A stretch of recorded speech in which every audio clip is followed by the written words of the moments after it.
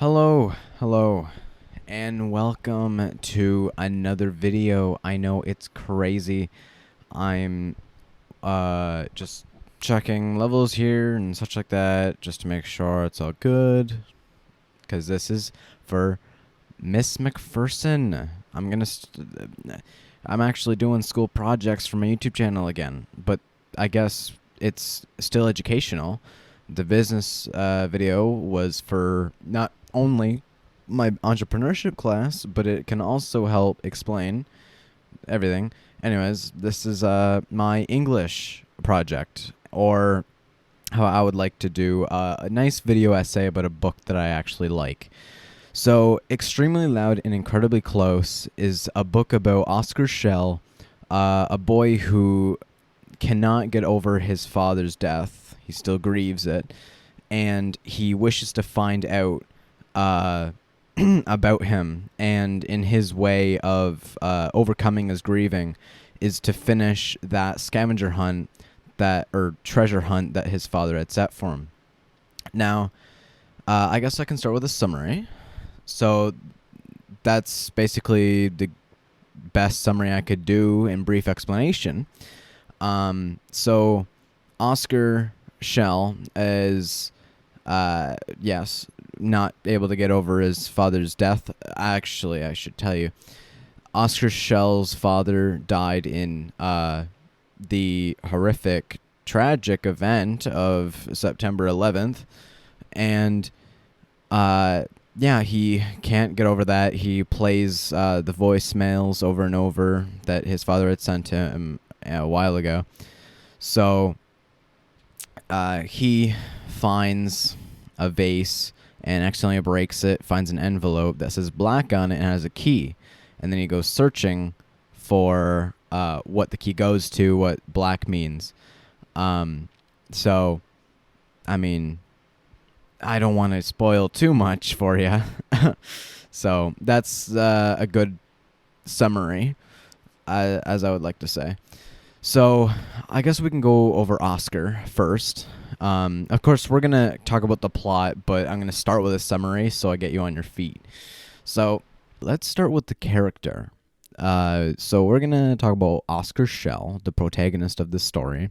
He is 9 years old, and he is very creative. Like, thinks a lot. Now, one thing we should start is how he influences people. So, Oskar is very blunt with everything. He's very blunt. Whether it's inspirational or just very rude, he will kind of say it because it's on his mind. So he can affect people in a good way or not. I don't know, should I spoil it? Because there's a person with the last name of Black, because of the envelope that he talks to those people. And he talks to her, like, kind of in a nice way. And this woman is not feeling all right. Once again, I'm trying not to spoil this book. But yes, so he can inspire people. He can make people think better about their life, like his grandmother, even his mother. But the way people influence Oskar is like good, I guess, because, for example, Thomas, his grandfather, and I don't want to spoil it, but I kind of have to if I want to say that. So, all right, let's do it.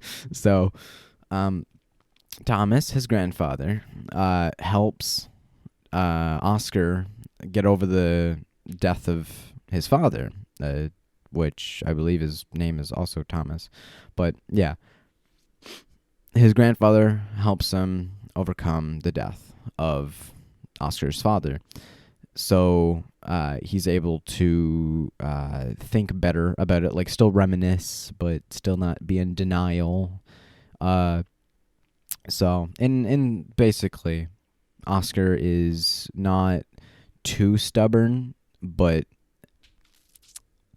he's still open to take things and to give. That is probably the weirdest way to say that. All right, so I got some notes here I got to read off. So if you see me looking over there, that's why. I did not memorize this. I just kind of have notes scrambled around. So, Oskar, his quote, big quote that I want to talk about, is in chapter 3, which was pretty early into the story because these chapters aren't too long. Oskar says to his mother, "Nothing is beautiful and true," while he's listing about the world and why it makes him sad. He says that beautiful songs upset him because he doesn't believe in the truth of beautiful things. He creates a long, distressing list of reasons why he's sad in order to get out of school. So, of course, him saying nothing is beautiful and true was genuine, but, I mean, he was still trying to convince her to stay from school. So, he still meant it, but, yeah, you'll understand when you read the book. But, yeah, he was trying to convince his mom to stay home, so he was basically acting more sad over his dad's death, but still. So he makes it clear that a major source of his sadness is actually a newfound anxiety about how unsafe the world is. And I don't know if I want to tell you this, but I might as well. In chapter 11, Oskar once considered himself an optimist because, well, if he's in denial about his father and such like that, and he keeps working hard and stuff like that, he must be an optimist. Meaning that his dad's death completely changed his look on the world because it actually made him want to work hard instead of what he was with his father alive, which you will learn that he was very, how I'd say this, he gave up easily, and he would ask his dad for help, but then after his dad's death, he was left alone, so he had to be very responsible and act as an individual. So he became optimistic instead of pessimistic. So he also seeks out frightening images of terrible things as to remind himself that the world is an ugly, dangerous place. That is, I don't know why he's like that, but yeah, he wants to be very realistic, kind of, with that. So basically, nothing is beautiful and true is his pessimistic part coming out, because whenever he thinks about his dad, it's very pessimistic. And yeah, basically, he's saying that if something is beautiful, then it won't stay forever. That it's bound to disappear. All right, let's think of a thought he had. So a thought from Oskar that we can analyze is, oh my gosh, is this a decently long one? So I adjusted the strings so the keys, one to the apartment, one to I didn't know what, rested against my heart, which was nice, except the only thing was that it felt too cold sometimes, so I put a Band-Aid on that part of my chest, and the keys rested on that.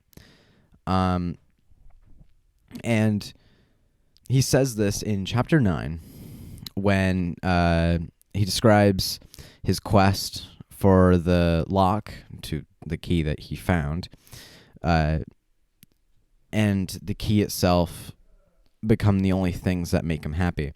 So basically, he made the key a part of him, essentially, by wearing it on his neck. And it made him think that the journey actually made him happier and made it easier for him to overcome his dad's death. And throughout the novel, keys are a symbol for the way people get closer. And Oskar states that he believes the mysterious key will allow him to unlock something about his father. By holding the key over his heart, he therefore keeps his dad close. So that's what I meant. That him wearing the key on him made it feel like it was a part of him. And because the key was from his dad, it made him happy. So, yeah, that's a nice, good old thought. So, we do not know what Oskar looks like, or at least I don't recall what he looks like. But we can assume that he is short because he is 9 years old and he's a boy. So that's about all we know. I don't believe we are described like any description of any characters. So an action of the character. So I guess we can talk about him knocking the vase, because that's interesting. So Oskar is a very, very energetic person, and despite him being very thoughtful or careful in some sort of way, he still manages to break the vase in his dad's room. When he actually in his office. So he searches his dad's office for something, and he finds a vase. And reaching for the vase, he tumbles over and smashes it open, and he finds an envelope. So this basically shows that he's very curious, and for some reason, it was like destined to happen. And throughout that action, it helped him overcome his grieving of his father. So that action of knocking over the vase clumsily, it actually brought him finally a safe rest. So that was a nice character analysis. I already went over the summary. Now we can go on about the theme. So this should be probably very easy to explain. So the theme of this story is very flip-floppity, and I would say it's I mean, the theme is more of like thinking about death and kind of just moving on. So the theme, I guess, in some ways, moving on, as it's actually very reoccurring. As, once again, spoiler, but I mean, we're going to go over the plot at the end of the video. So Oskar has to get over his father's death. Now, get this. Oskar's grandfather, he was with a woman. And as far as I know, as far as I can remember, that woman that Oskar's grandfather liked had died. And he had to get over that woman. And once again, huge spoilers. And I think at this point, I don't even know if I need to do a plot analysis, but I'll do a brief one at the end. Thomas, Oskar's grandfather, finally gets over the girl he likes or liked when he was younger, and comes back to where Oskar lives. He doesn't even know Oskar's alive, I don't think. And he finally meets Oskar's grandmother for the first time in a long while. He finally gets over that, and he even helps Oskar get over the death. So Thomas kind of learns how to get over somebody and realizes that you sometimes need to be able to let go. And that's actually part of a quote from Thomas, and I don't think I need to go over that. This is just a small video. I kind of want to do a bigger video eventually. So, this theme is about moving on. It really shows that, yes, You should be able to hold on to somebody, but you should be able to let go. Now, for the nice old plot analysis. So, I can give you, like, the most brief explanation because I want you to read the book, honestly. It's really good. I love it. I love the book. Extremely loud and incredibly close. Starts with Oskar. It starts and ends with him, obviously, because he's the main character. But the introduction is basically him, and he talks about how his father died, like, very briefly, or subtly, but he introduces his mother and his grandmother into the story, and he talks about his father. He's going to the funeral. The rising action is, I guess we could say, we learn about Thomas and his letters, and about everything that had happened then, and the climax. I would count the climax as Oskar finding the letter, because it starts off that journey and it really takes it to the top. But other people may say, like, oh, technically his journey is the climax because that's where everything happens. Well, I mean, I guess you can count that, but I call the falling action sort of the journey.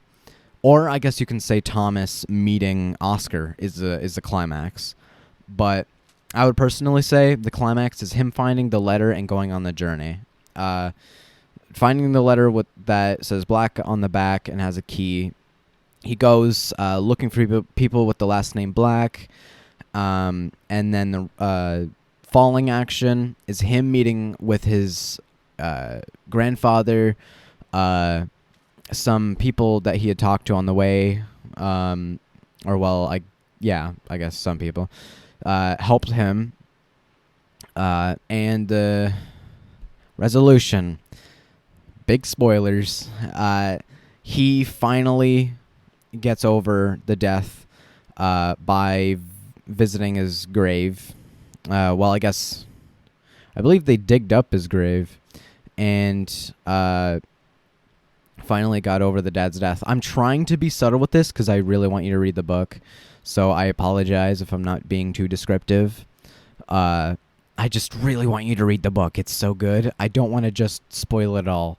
Like, oh my, it's so good of a book. But I believe that's all I need to go over.